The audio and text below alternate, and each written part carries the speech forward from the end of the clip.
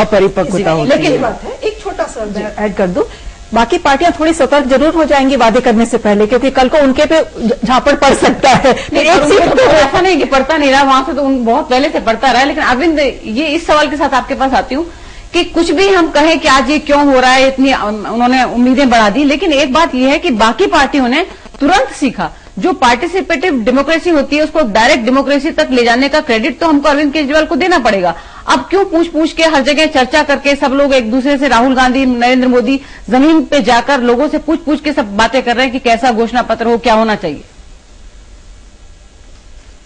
देखिए, जंतर मंतर का जो आंदोलन था उसने पूरे देश में एक यूफोरिया जनरेट किया, एक नई होप जगी, और वहां केजरीवाल ने ये बात कही कि हम राजनीति बदलने आए, और यहीं से जनता की अपेक्षाएं बढ़ गई।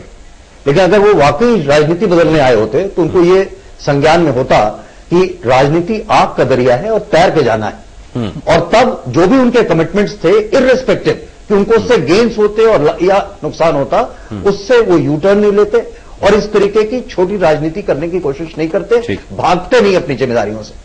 यहां ये सारी चीजें कॉम्प्रोमाइज होती जब दिखी, तो वो जितनी तेजी से यूफोरिया क्रिएट हुआ था, आशाएं बनी थी, वो उतनी तेजी से नीचे करना शुरू हुआ है। बद्री साहब, दूसरों के लिए लागू, ये वहां ओबामा चेंज की बात करके आते हैं, वैसा कुछ डिलीवर नहीं कर पाते हैं, लेकिन फिर से चुन लिए जाते हैं।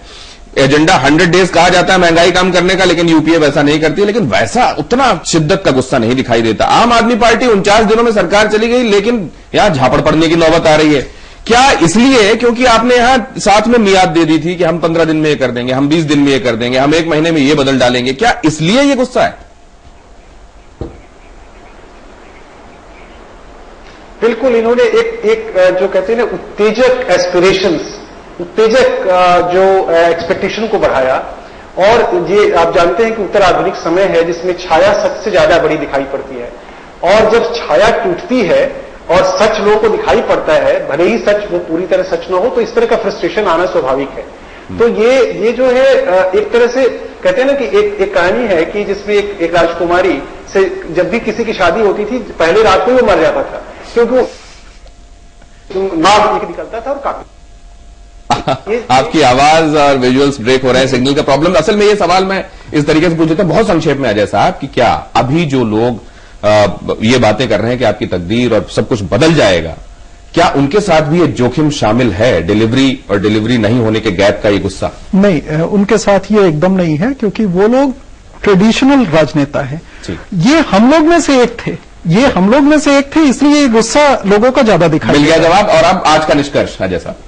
साहब, हमारा ख्याल है कि ये जो टूटना ये अच्छी चीज नहीं है, और ये एक सकारात्मक एनर्जी का ये एक वो था, आउटकम था।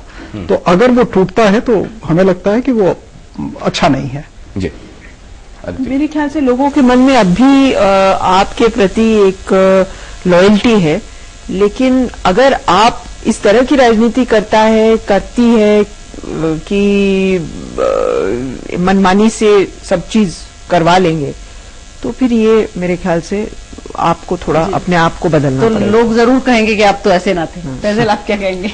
अलका, सीधी सी बात है कि जितनी जल्दबाजी दिखा रहे थे अरविंद केजरीवाल, उतनी जल्दबाजी की जरूरत नहीं है। और मुझे ये लगता है कि अगर इस चुनाव में बहुत अच्छे परिणाम उनके पक्ष में नहीं भी आते हैं तो उनको धैर्य और संयम रखना चाहिए और इस मूवमेंट को आगे बढ़ाना चाहिए। इसलिए कि इस बात को मान लीजिए, आदित्य भी ये कह रही है कि लोगों में अभी भी उनके प्रति आस्था और प्यार है, और एक बहुत बड़ा जो गुस्सा लोगों में है राजनीतिक पार्टियों को लेकर के, उससे एक अलग कुछ देखने को मिला है लोगों में। तो लोगों को अभी भी कुछ उनसे उम्मीद है। मुझे ये लगता है कि थोड़ी सी हिम्मत रखेंगे, थोड़ा सा पेशेंस रखेंगे, जल्दबाजी नहीं करेंगे तो शायद उसके परिणाम अच्छे होंगे। देखिए, बहुत बड़ा स्पेस खाली पड़ा है जो नॉन ट्रेडिशनल पॉलिटिक्स के लिए बिल्कुल वेकेंट है, तो एक इस तरह की पॉलिटिक्स की जरूरत थी।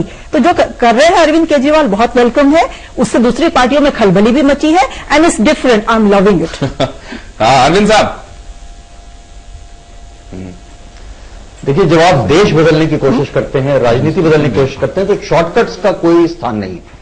और मुझे लगता है जिस तरीके की गलतियां आपने की हैं, केजरीवाल साहब को अपनी महत्वाकांक्षाओं से ऊपर उठना होगा और अपनी क्रेडिबिलिटी को रीस्टैब्लिश करना होगा, और ये शायद देश के लिए भी जरूरी है।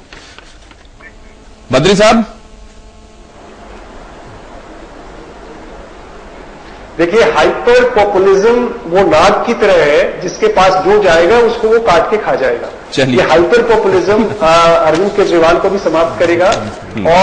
और मुझे ये लगता है कि जो ये मोहभंग इस समय का सबसे बड़ा सत्य है। चलिए, आपने कल कहा था कि असल में ये हाइपर इमेज है, किसी की इमेज बिल्डिंग के संदर्भ में जब चर्चा हो रही थी, हाइपर रियलिटी की चर्चा आपने की थी, और आज एक और हाइपर टर्म आपने कॉइन किया। लेकिन सवाल यह है कि क्या अरविंद केजरीवाल को लाली का ये थप्पड़ पड़ने के पहले ही अरविंद केजरीवाल ने दिल्ली की गद्दी छोड़कर अपने पैर में कुल्हाड़ी मार ली थी? आज निष्कर्ष में इसी के साथ आपको छोड़े जाते हैं और बहुत धन्यवाद हमारे मेहमानों का हमारे साथ चर्चा में शामिल होने के लिए। कल फिर एक अहम मुद्दे के साथ होंगे निष्कर्ष में।